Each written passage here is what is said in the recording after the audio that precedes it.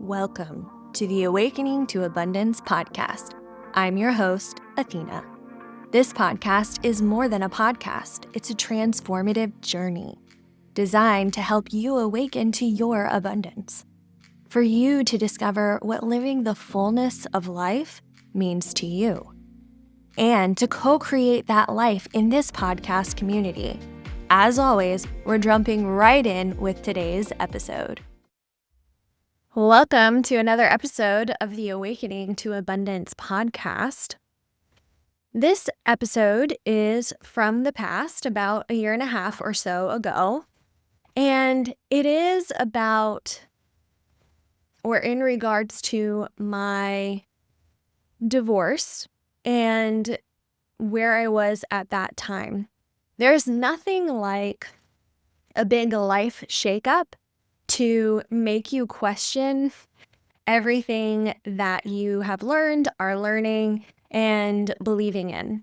And so you're going to see how I am essentially questioning and processing how manifestation and how creating my own reality works when I have gotten married and now it's falling apart. How could I have attracted that? How could I have created that? And I think this is an important topic because A, it's okay to question these things, especially when we're going through big life changes. But B, you can manifest your desires, your partner, and then you can continue to manifest how that relationship goes. Because here's the thing, we're always manifesting, we're always creating our lives. Sometimes we're doing it unconsciously. Sometimes we don't know we're doing it at all. Sometimes we've never heard of manifestation, so we're just living life and we're doing the things. And what is a match for you in the past may not be a match for you in the future.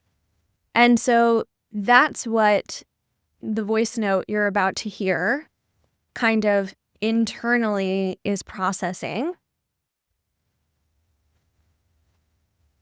And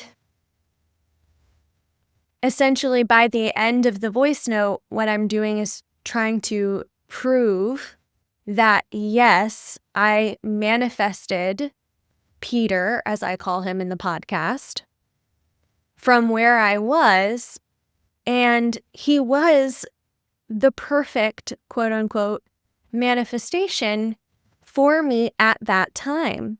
And just because we were separating and going to eventually divorce, that didn't mean that I hadn't manifested him when I manifested him for a reason, because we were a match at the time. And it's okay to outgrow your manifestations. It's okay to want to expand past them. It's okay for both of you to grow, expand, and sometimes with human beings, that means there's a parting. Just like you continue to grow and expand in any other aspect of life. It doesn't mean that it doesn't work. And it doesn't mean that it wasn't in alignment and meant for you then. It just means that you are different now. The beliefs and thoughts you have are different. The feelings associated with those thoughts and beliefs and what's possible for you, which all create your energy and who you are, changes over time. And all of that is okay. In fact, all of it is okay. And the constant in all of this is you continue to manifest from where you are, from that present moment that you're in, always. And law of attraction responds to the energy, responds to your thoughts and feelings that create the energy of where you are in the present moment. And it brings you more of that like energy. With that being said, sometimes you have to actually go through life shakeups to quote unquote prove that to yourself. You have to have your own experience to see that this is occurring, this has been happening always in the good times, quote unquote good times, and the tougher times, the times we are challenged. So I hope it serves you. And there won't be a note at the end because we're talking about everything that's really interesting to focus on when you listen to the voice note now. But if you're going through a challenging time, I invite you to remember that your outer circumstances will always change. But these universal laws and the truth that lies within you, who you truly are, the stillness, the consciousness, the one that is observing the thoughts, observing the change in your outer circumstances, is always with you and is a safe place to rest. So if you're feeling overwhelmed by change, look within to the steadfastness that is you. Enjoy the episode. So I was thinking about this whole manifesting thing, and specifically with Peter, right? Because for me, it was like, I was pretty sure that I got it, right? I understood. I felt such a connection to everything that I thought I wanted. In the beginning, especially, it was really seemingly hitting all the things, but I guess that was also premature and perhaps a little surface level because we seem to agree politically. He was from Seattle. I wanted to move to Seattle. He really liked to travel. I like to travel. He's in the military. I appreciate the military a lot and was willing to go into that life.